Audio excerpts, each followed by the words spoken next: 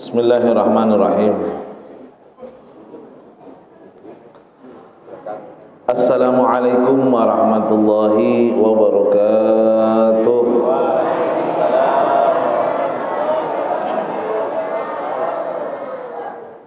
Alhamdulillah alladzi istafa Adam wa Nuh wa Ibrahim 'alal 'alamin. Wahtara minhumul Arab wa minhum Quraisyan wa minhum Bani Hashim wa minhum Habibuna wa Sayyiduna wa Maulana Muhammad. Allahumma salli wa sallim wa tarham wa tahannan ala sayyidina wa habibina wa qurrata a'yunina wa maulana Muhammad.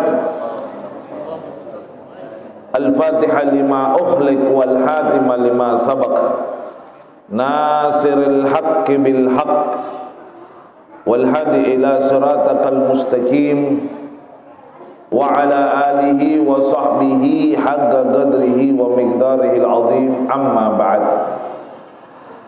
Kepada yang terhormat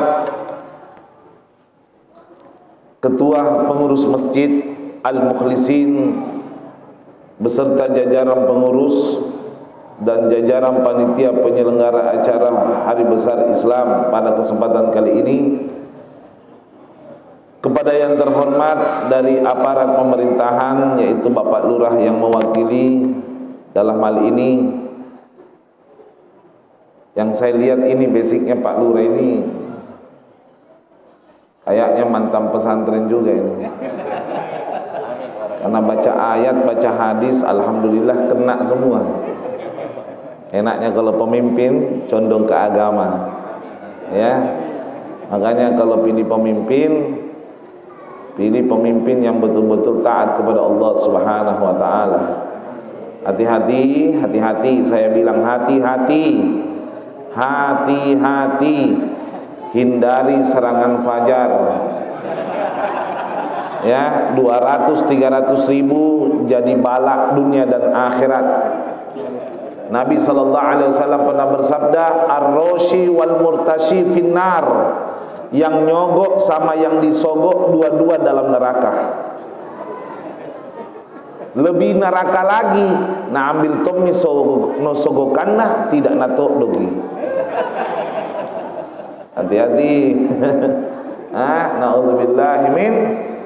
Habib itu pernah didatangi waktu pemilihan gubernur, datang ke rumah bawa $10.000, 143 juta. Habib suruh pulang karena Habib bilang cobanya 100.000 tidak kusuruh ku pulang.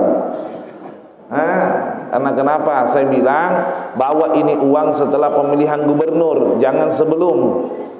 Kalau mau nyumbang untuk pesantren, apa nak bilang? Ye, sebelum nama ustaz, tidak boleh, jangan nih. Kalau memang dia ikhlas, jangan ada maunya. Na'udzubillahi min dzalik.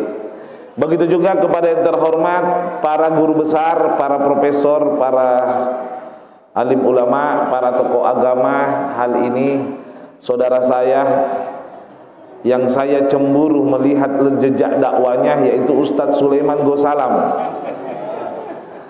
Kalau saya ini Islam dari lahir, wajar kalau saya semangat. Beliau ini loh yang dapat hidayah dari Allah, tapi semangatnya mengalahkan orang yang dari lahir Islamnya, ya.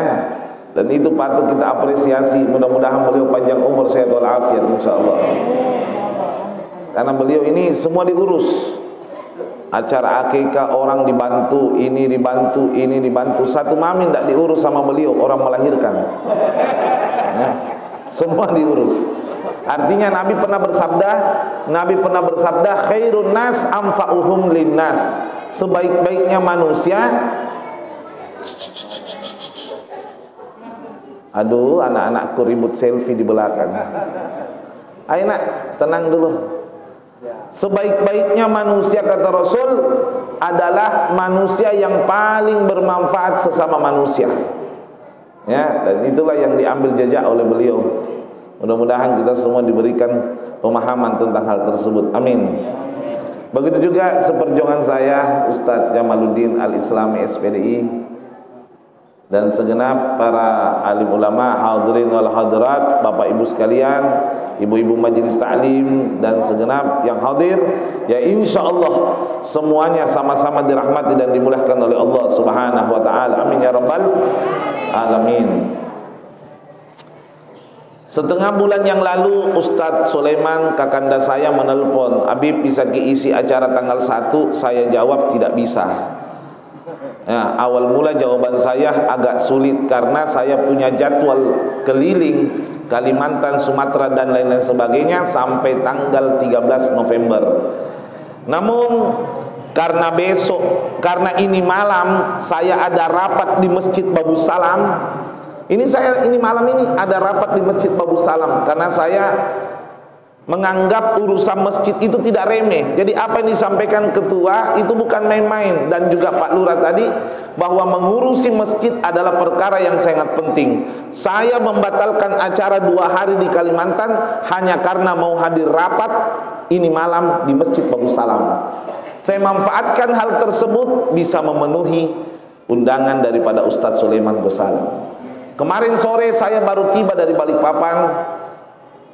Malamnya ngisi ceramah di Goa, pagi bersama Ustadz Sulaiman, dan insya Allah malam ini rapat, sebentar subuh sudah berangkat ke bandara untuk lanjut ke Berau. Dan itu semua karena kepentingan masjid.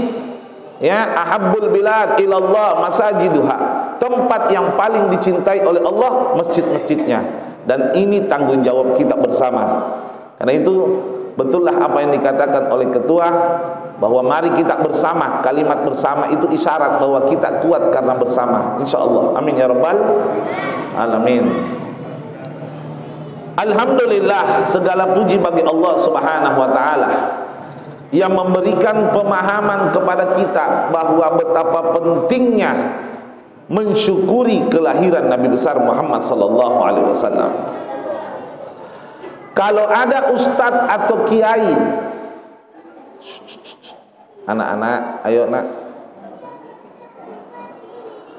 Kalau ada ustadz atau kiai mengatakan bahwa nikmat yang paling utama adalah iman dan Islam, itu tidak salah. Tidak salah. Tidak salah.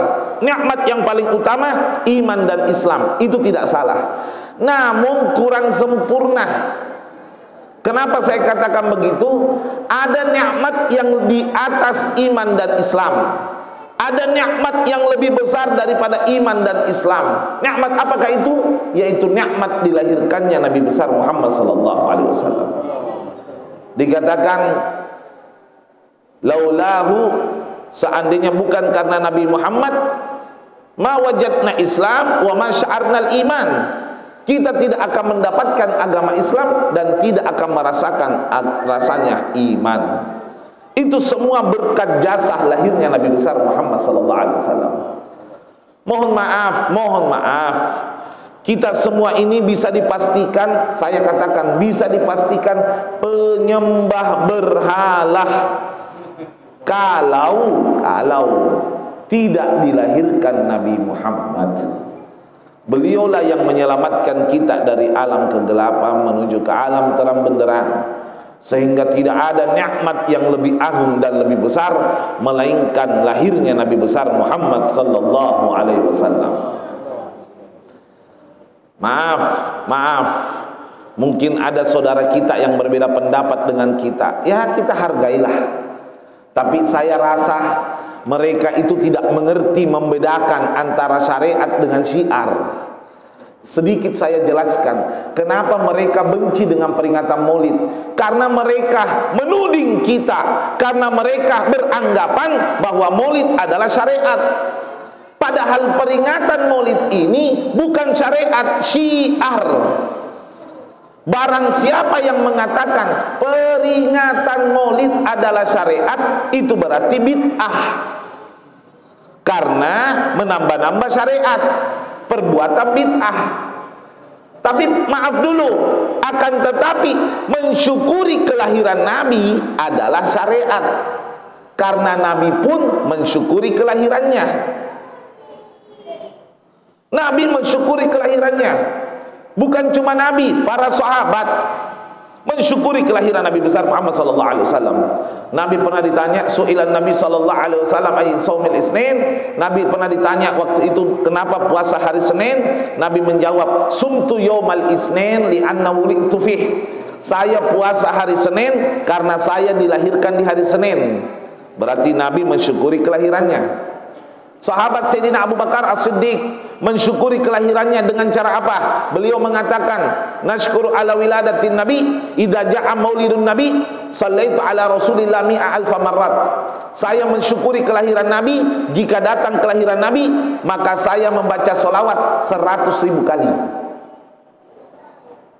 Sayyidina Umar apa katanya? Tasaddaqtu arba'mi'ah ganaman fi sabilillah. Saya mensyukuri kelahiran Nabi, saya sedekah 400 ekor kambing. Kambing loh Bu, kambing.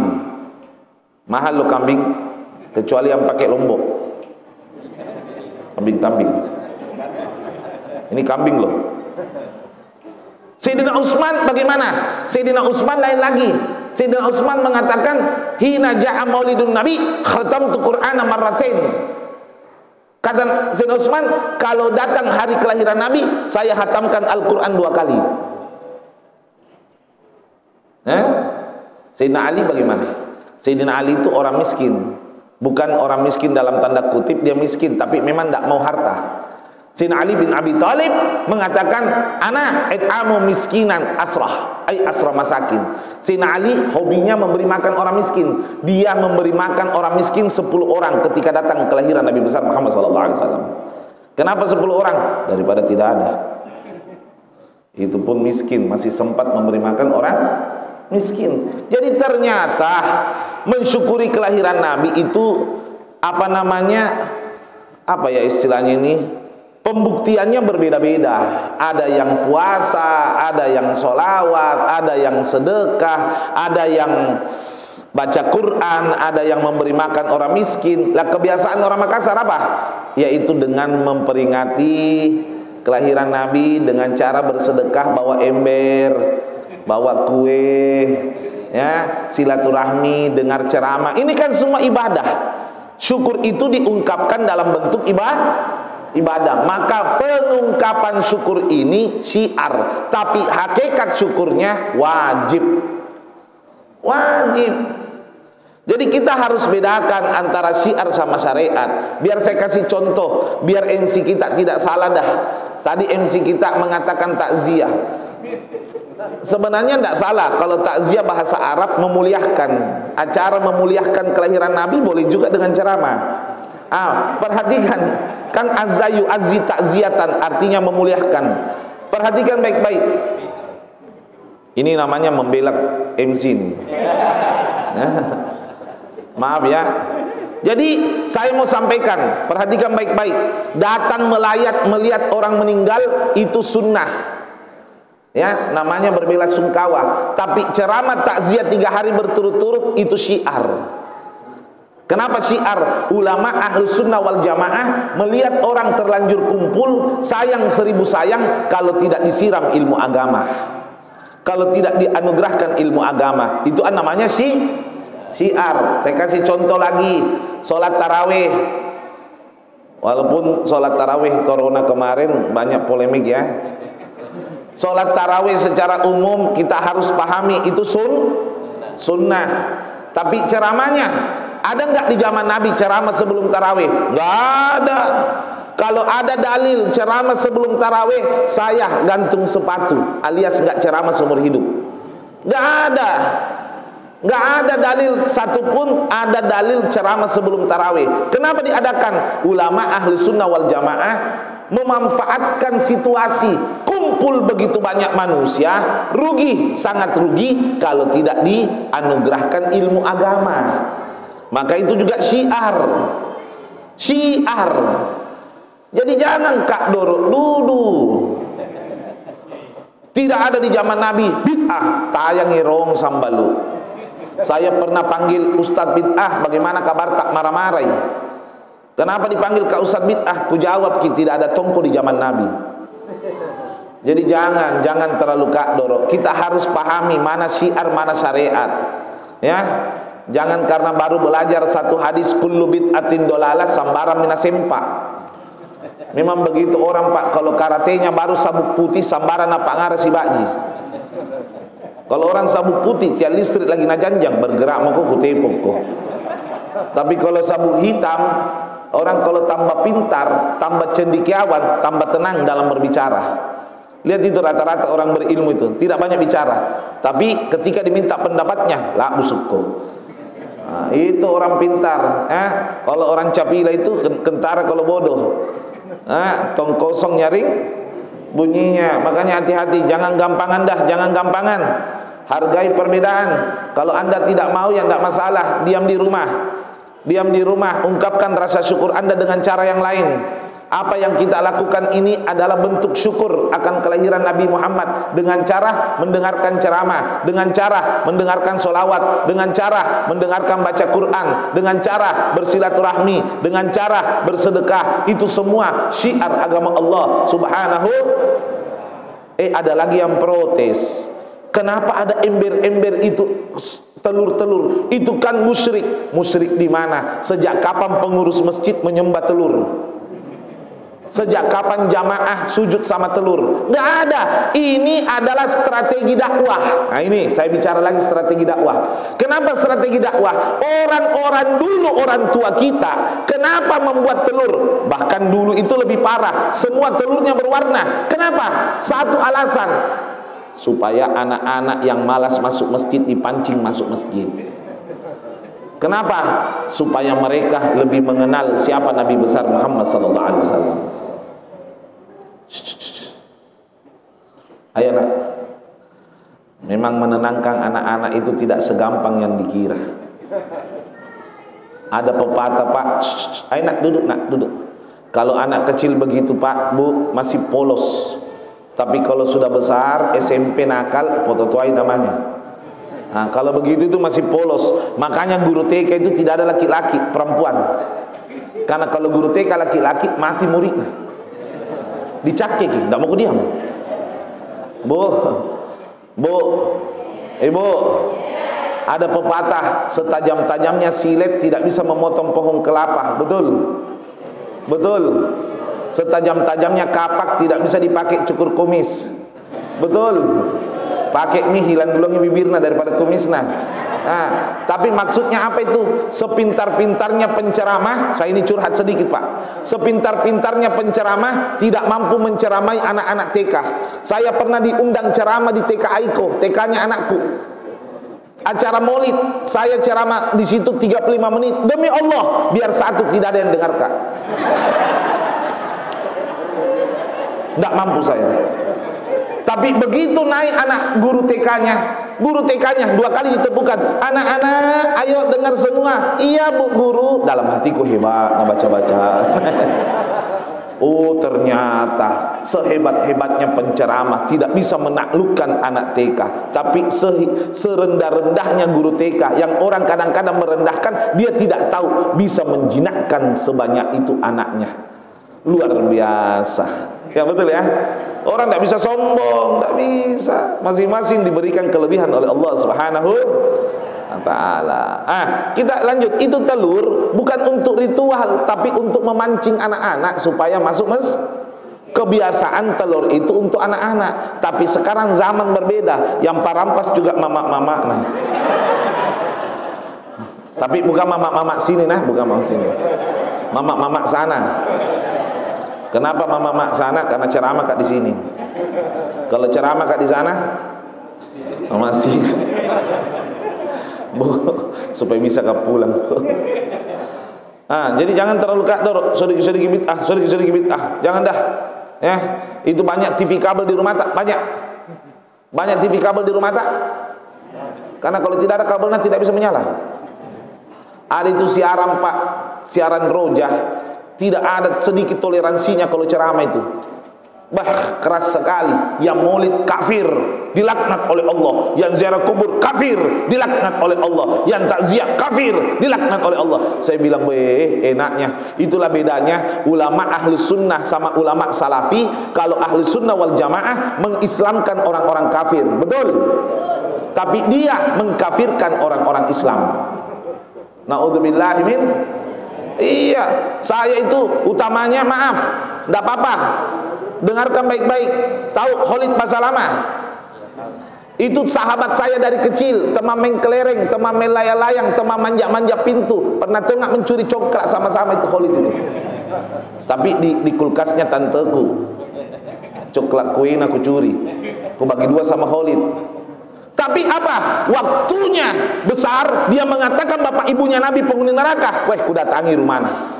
Ku bawa kitab-kitab, Pak, 4 dos kitab tafsir, riwayat, sirah dan lain sebagainya, hadis. Saya bawakan. Ayo, mari kita diskusi. Kenapa Anda mengatakan bapak ibunya Nabi penghuni neraka? Anda tidak ngerti zaman fatrah. Zaman fatrah qablan nubuwah la yuhsab yaumal qiyamah. Zaman sebelum kenabian tidak dihisab di hari kiamat. Ayo, apa? Saya cari. Assalamualaikum.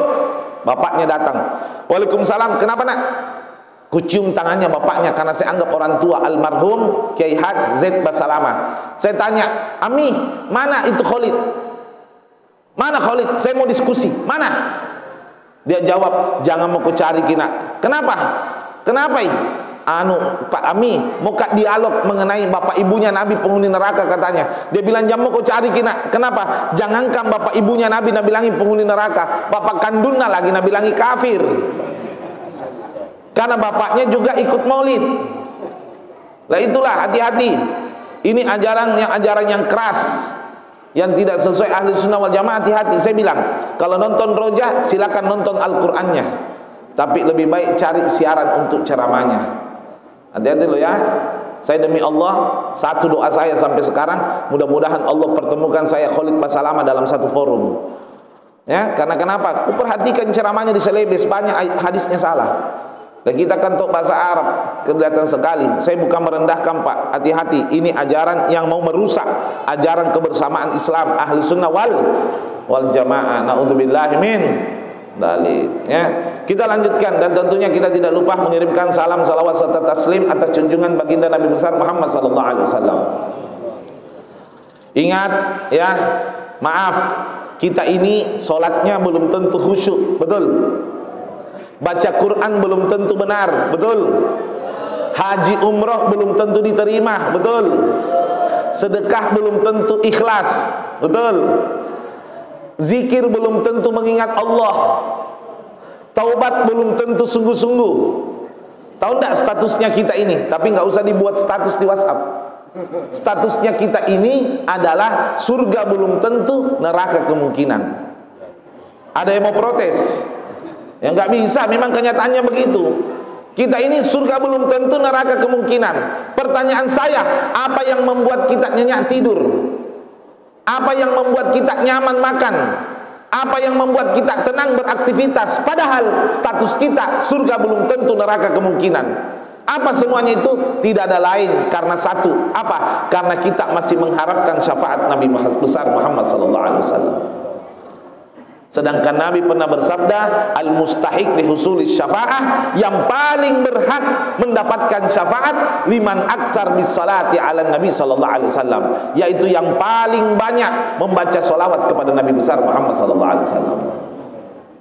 Bu, Pak, tabe, antara mengharap sama menghayal beda tipis. Ibu mengharap dapat syafaat? Ibu, saya tanya, mengharap dapat syafaat? Tahu enggak bedakan antara mengharap sama menghayal? Saya bukan menggurui guru-guru besar saya yang ada hadir pada kesempatan kali ini. Izinkan saya sedikit mengupas. Mengharap sama mengharap itu beda. Mengharap sama menghayal.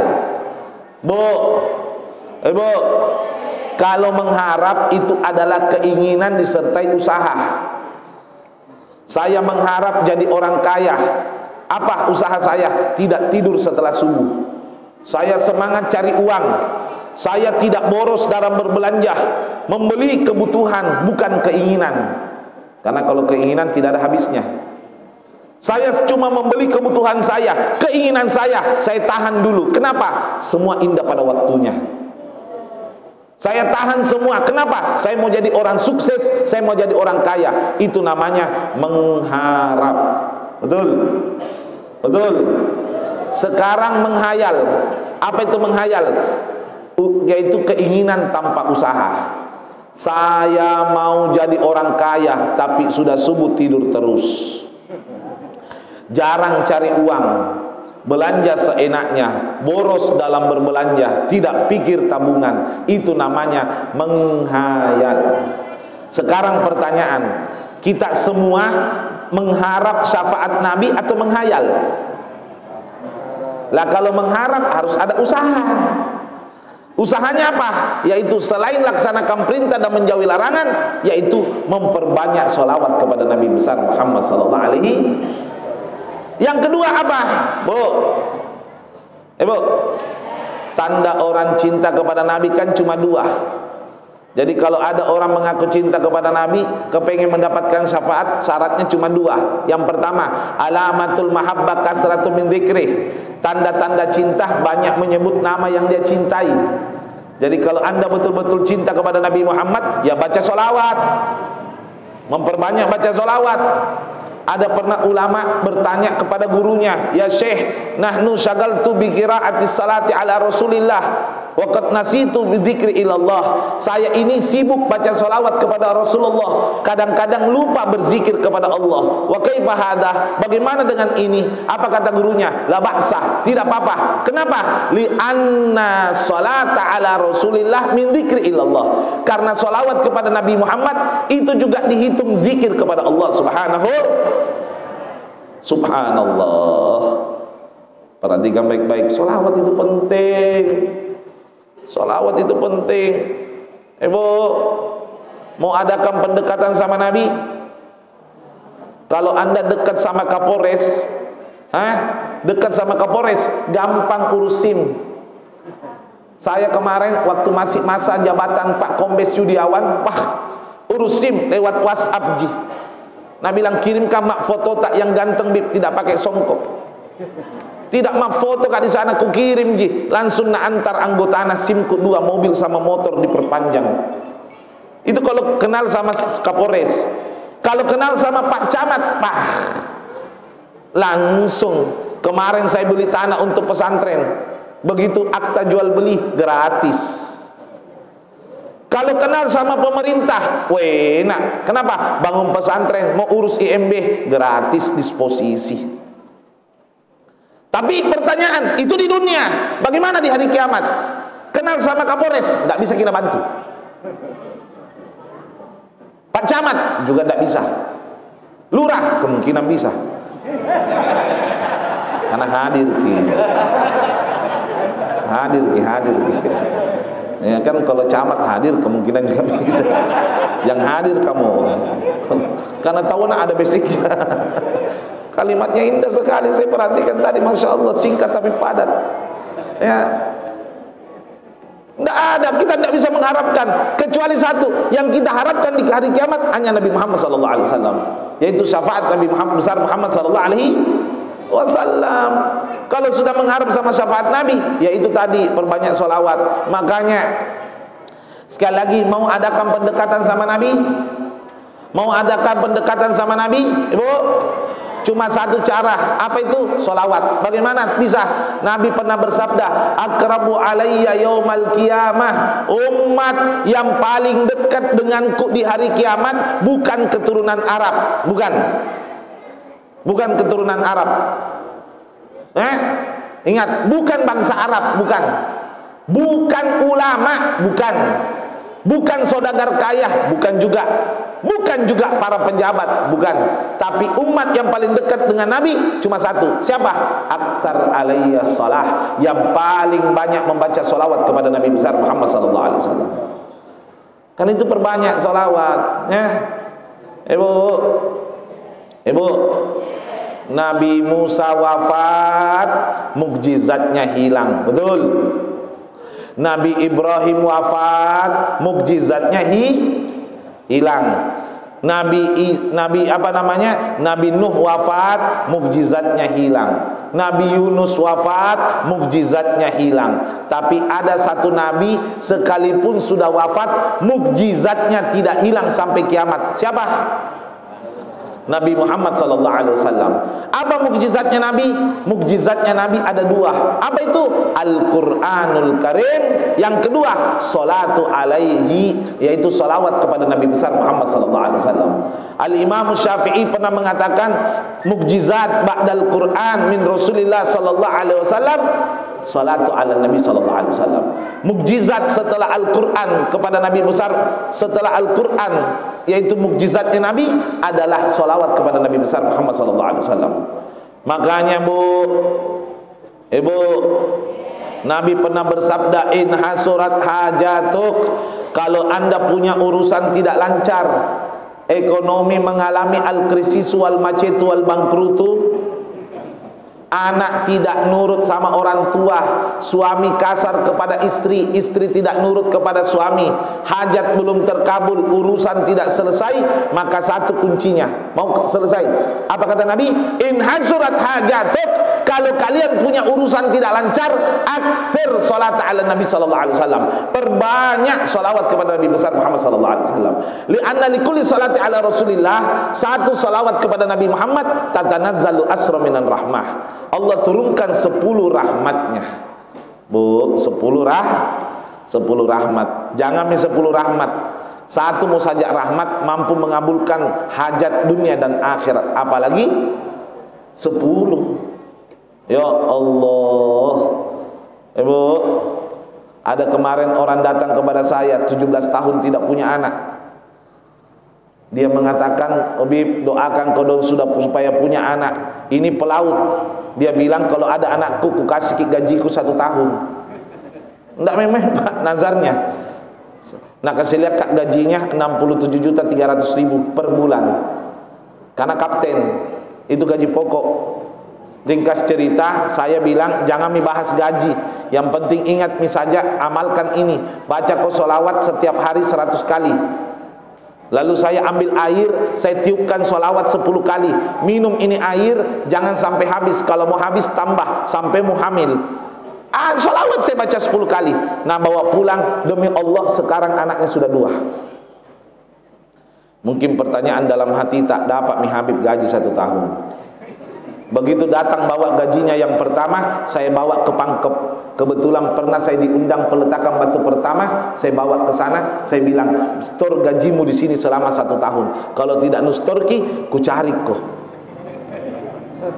Karena uangku nih. Perhatikan, sholawat kepada Nabi Muhammad.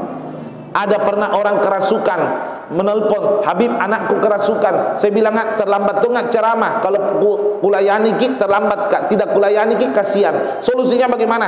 Ambil ini air, percikkan anak tak mukanya, semoga dia diberi kesembuhan. Kalau sudah sadar kasih minum. Dia laksanakan, sudah sembuh. Nah tanya, Habib alhamdulillah sembuh nih. Air apa itu? Sholawat 3 kali kepada Rasulullah SAW. Banyak orang pandang enteng sholawat.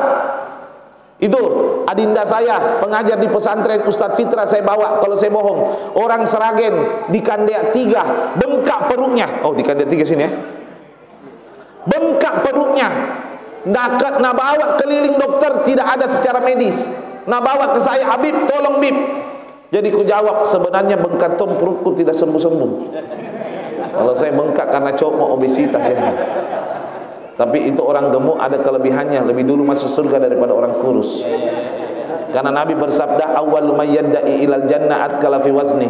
Yang duluan dipanggil masuk surga yang paling berat timbangannya. Jami dibahas kapan? Iya, timbangan amal kayak jadi. Saya sebenarnya Pak motonya kurus. Pernah ada dokter, salah satunya Profesor Dr. Alimi Meding, mantan direktur Rumah Sakit Unhas. Nah timbang Bib, kesi kurus ki Bib, bahaya jantung. Jadi bagaimana caranya Pak Prof? Jangki makan nasi 2 bulan. Ya ku ikuti. Karena dihargai profesor, bidangnya tong. Tidak makan nasi 2 bulan, kembali kak naik timbanganku. Nah tanya Kak Bib, dilanggar ki sumpah tak? Tidak Pak Prof, masa Ustadz mau langgar sumpah? Kenapa balik naik timbangan tak? Kan dilarang makan nasi. Lalu lontong ku makan. Lain Pak, lontong sama nasi lain. Besok nalarang makan lontong, masih ada ketupat. Nalarang makan ketupat, masih ada burasa. Repot juga orang batalak dibilangi. Perhatikan Ibu. Bengkak perutnya, saya ambil air, saya bacakan sholawat, saya suruh minum itu anak, demi Allah, bapaknya 1 minggu ke depan bawa bakso banyak, sembuh anaknya dalam keadaan sehat walafiat. Jadi jangan pandang enteng itu sholawat. Ibu mau punya anak hafal Quran, mau punya anak taat sama Allah, amalkan ini. Tahu Sabutung? Di mana Sabutung? Sebelah sini di Galangan masuk, naik, turun, belok kiri, Sabutung 3, orang Bone. Saya pernah hadir pengajian orang Bone, ibu-ibu orang Bone. Apa yang terjadi? Selesai ceramah, Nabi bilangi ke salah satu jamaah, Habib, kita tahu yang punya rumah. Kenapa yang punya rumah? Ini 4 anaknya hafal Quran semua. 2 laki-laki, 2 perempuan. Masya Allah. Bahkan ada di antaranya yang pertama sama ketiga dapat gelar Hafidhul Kubra. Apa itu Hafidhul Kubra? Mampu membaca Fatihah sampai An-Nas tanpa putus. Jadi uji cobaannya itu dari Fatihah sampai An-Nas tidak putus, tidak lihat Quran.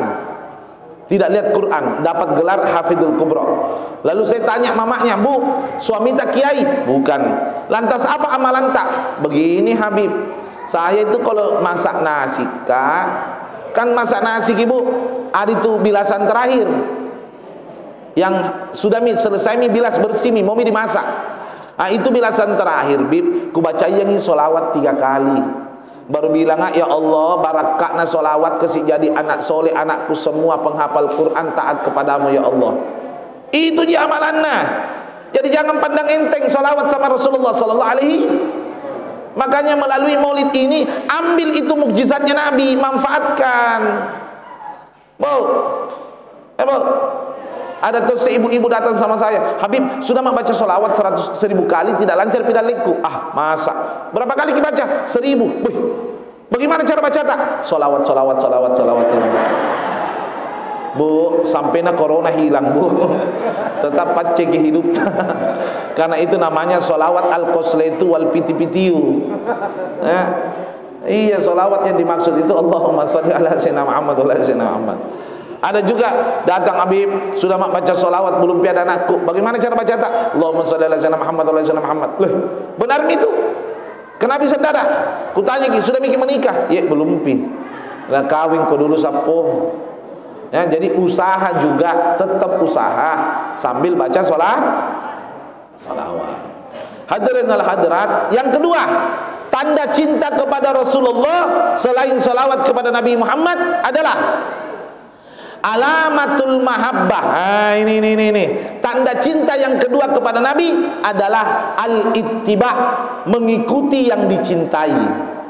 Anak-anak biasa itu suka film Korea, tiba-tiba besok langsung pirang. Iya, sebelah kanan coklat, sebelah kiri merah. Dato kayak sapu ijuk di mukanya. Natar pirang.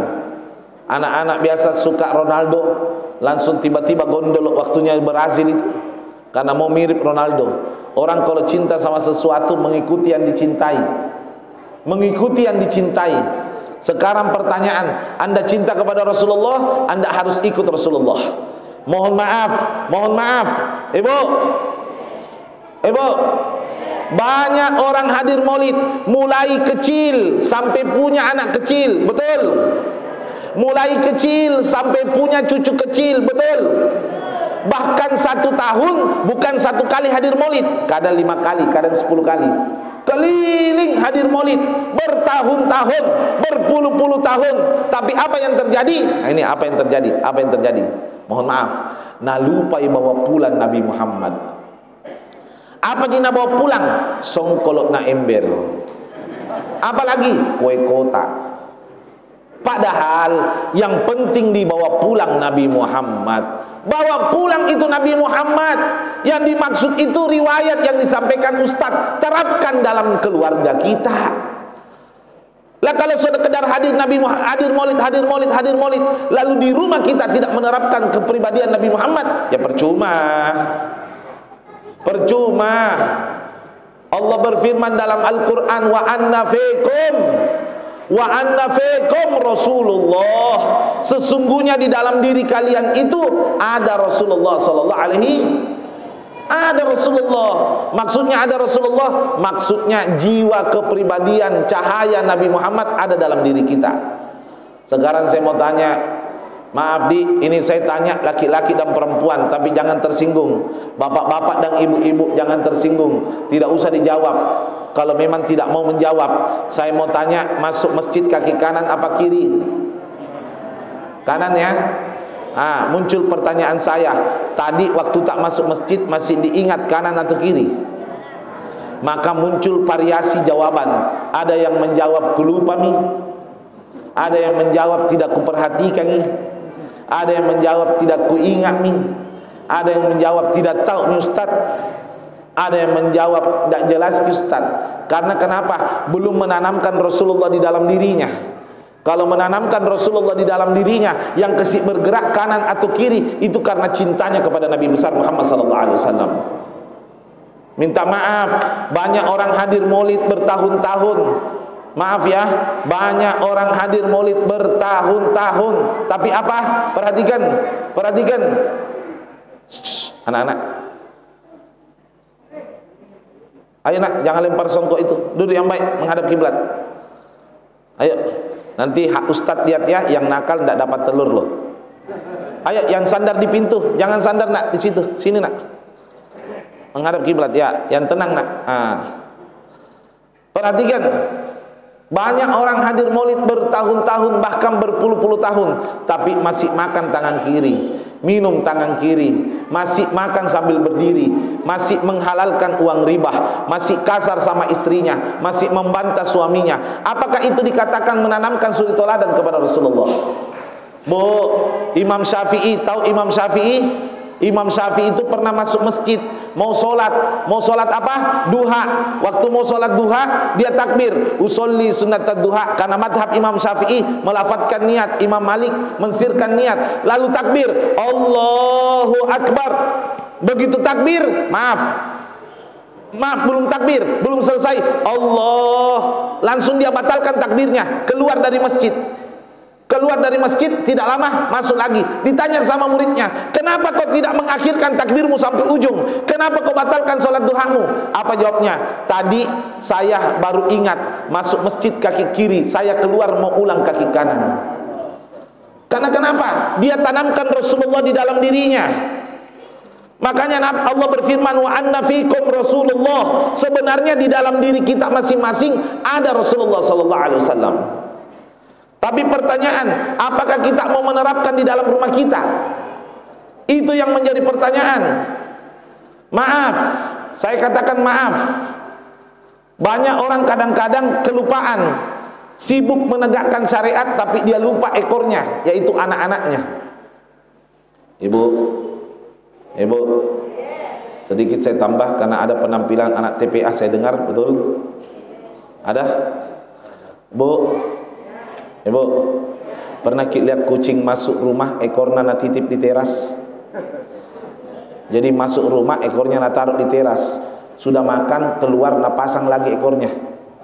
Kalau ada seperti itu, cepat ambil Al-Quran, bacakan Yasin. Itu kucing jadi-jadian. Tidak ada, Bu?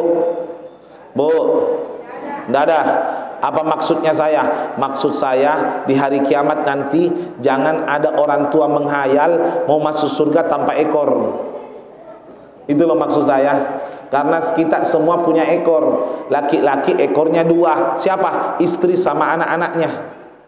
Perempuan ekornya 1. Yaitu siapa? Anak-anaknya. Jadi ada orang tua kadang-kadang mau menghayal masuk surga, ekornya tidak masuk. UPA, UPA.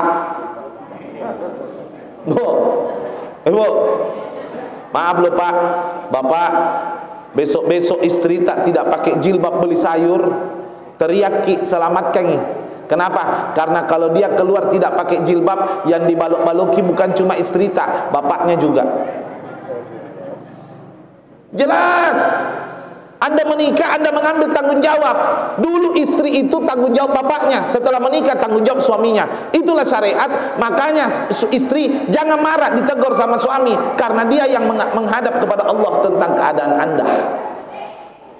Hati-hati. Hati-hati. Naudzubillahi min. Banyak biasa maaf ini, maaf. Suami istri kalau pergi masjid, belum tak buka masjid, ada memang suami istri depan pintu. Rajinnya sholat subuh di masjid suami istri, tapi anaknya ngorok sampai jam 10 tidak nak kasih bangun. Betul. Suami istri pergi sholat maghrib berjamaah di masjid, tapi anaknya nonton TV, tidak nak suruh sholat. Suami istri hatam Quran tiap bulan, anaknya main game dibiarin. Ini musibah. Hati-hati. Banyak orang bilang begini, Habib, itu kan anak masih kecil kodong. Lah, Bu, anak itu harus dari kecil. Kalau besar bukan mendidik, berkelahi. Serius loh ini, tidak main-main. Anak itu seperti pohon mangga. Kalau masih kecil, 1 jengkal 2 jengkal itu pohon mangga bengkok batangnya, gampang diluruskan. Bagaimana caranya? Pencet tanahnya, ganjal kayu, insya Allah lurus. Betul? Tapi kalau 1 meter 2 meter bengkok, mau diluruskan agak susah. Bagaimana? Ikat batang, tarik ke pagar, insya Allah lurus. Tapi kalau pohon manggata 10 meter pohon manggata bengkok, jangan lalu kasih lurus ki. Kenapa? Kita yang bengkok.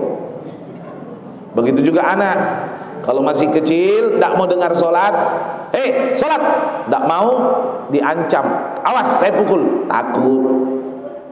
Masih gampang. Ancaman sudah takut.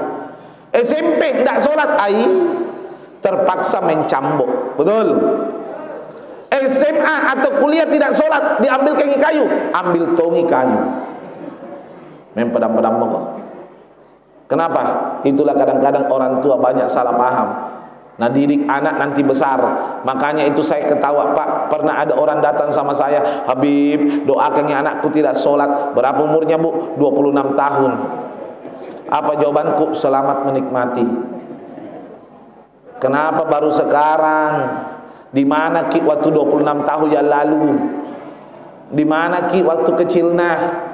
Ada juga, maaf ya, jangan jadi diktator sama anak, tapi jadi suri teladan. Bu, dikatakan laqad kana lakum fi rasulillahi uswatun hasanah. Benar-benar pada dirimu ya Rasulullah ada suri teladan yang mulia. Perhatikan apa maksudnya suri teladan. Jangan pernah jadi diktator, jadi suri teladan. Banyak orang nalarang anaknya main HP, tapi dia suami istri suka main HP di depan anaknya. Betul? Itu namanya diktator. Dia larang anaknya baru dia berbuat. Nah, bilangi anaknya, nak, jangan keluar malam, tapi dia pulang jam 2. Main domino, main joker, warkop dan lain sebagainya. Jangan. Orang tua aku dulu saya tidak pernah melarang. Cuma memberitahu, nak, keluar malam tidak bagus. Dinasihati. Nanti. Dinasihati. Cuma begitu saja, tidak pernah bilang jangan keluar malam. Tapi apa? Bapakku tidak pernah keluar malam, anak juga tidak keluar malam. Karena anak itu kertas putih, apa yang dilihat orang tuanya itu yang dicontoh. Kullu mauludin yuladu 'alal fitrah. Setiap anak yang lahir itu lahir dalam keadaan suci. Kadang-kadang maaf, Bu. Bu, pegang remote teriak, pergi sholat maghrib. Sudah itu mengaji. Mamanya pegang remote. Nonton apa? Ku menangis. Mulai pagi sampai tengah malam, anak-anak suruh mengaji, dia menonton. Bu, ku bilangi istriku, kalau main HP kau di depan anakmu atau menyala televisi di waktu maghrib, ku jual ki HP sama televisi ini. Jadi itu istriku saya, Pak, tidak berani buka HP depannya anaknya, tidak berani. Kalau ada WhatsApp mau lihat, nak bawa ke kamar, nak kunci, baru nak lihat. Tidak boleh buka HP depannya anak, cuma telepon sama terima telepon boleh. Selain itu tidak boleh. Kalau mau WhatsApp, mengetik atau apa, masuk di kamar, jangan depannya anak. Karena itu anak sementara tidak melawan, tapi hati kecilnya melawan. Ini bapak kupurena nalarang main HP, baru dia main HP. Itu namanya diktator. Nabi suri toladan. Sayyidina Anas itu anak angkatnya Rasulullah, tinggal sama Nabi 10 tahun. Anas bin Malik. Apa kata Anas bin Malik? Semenjak saya 10 tahun sama Rasulullah, tidak pernah saya disuruh sama Nabi Muhammad walaupun satu kali. Tidak pernah disuruh, kecuali Nabi beri suri toladan. Nabi menyapu, Sayyidina Anas juga menyapu. Nabi cuci piring, Sayyidina Anas cuci piring. Jadi Nabi itu bukan karakter pesuruh, tapi Nabi itu karakter suri toladan. Ya, Nabi karakternya suri teladan. Ingat baik-baik, Bu. Bu, ada dulu Pak Luraku, ya, ada dulu Pak Luraku, ku ingat sekali dekat rumah. Itu kalau kerja bakti hari Minggu, kelilingi jalan kaki. Apa nak pegang? Si kopang, kerja bakti tongi. Pertanyaan, ada warganya berani tidak kerja bakti kalau lurah sudah turun? Kenapa? Karena ingatlah, Nabi itu bukan karakter pesuruh, tapi karakter suri toladan. Itu karakternya Nabi Muhammad. Karena itu tegakkan suri toladan dalam rumah kita. Bawa Nabi Muhammad dalam rumah kita, maka niscaya Anda akan mendapatkan kebahagiaan di dunia maupun di akhirat insyaallah. Sebagai kesimpulan, bahwa peringatan Maulid ini adalah syiar, bukan syariat. Namun mensyukuri kelahiran Nabi adalah wajib, adalah merupakan syariat yang diungkapkan bervariasi. Ada yang cara berpuasa, ada yang cara mendengarkan ceramah, ada yang cara bersedekah dan lain sebagainya. Itu adalah ungkapan rasa syukur karena dilahirkannya Nabi Muhammad. Yang kedua adalah bukti kecintaan kita kepada Nabi ada dua, yaitu yang pertama memperbanyak baca sholawat, yang kedua adalah mengikuti jejak Nabi besar Muhammad sallallahu alaihi wasallam. Karena Allah memberi syarat, ya, Allah memberi syarat dalam Al-Quran, in kuntum tuhibbunallah, qul, katakan sama Nabi kepada mereka, in kuntum tuhibbunallah, kalau kalian mengaku cinta kepada Nabi, kepada Allah, maaf, kalau kalian mengaku cinta kepada Allah, fattabi'uni, ikuti Nabi besar Muhammad sallallahu alaihi wasallam, ikuti jejak Nabi sallallahu alaihi wasallam, maka Anda termasuk orang yang selamat. Karena itulah syarat untuk mendapatkan syafaat di hadapan Rasulullah sallallahu alaihi wasallam. Mudah-mudahan ada manfaatnya. Mohon maaf jika ada yang kurang. Terima kasih atas kesempatan diberikan. Billahi fi sabilil haq. Wassalamualaikum. Doa nanti saya serahkan sama Ustaz Sulaiman Gusalam, ya. Wassalamualaikum warahmatullahi wabarakatuh.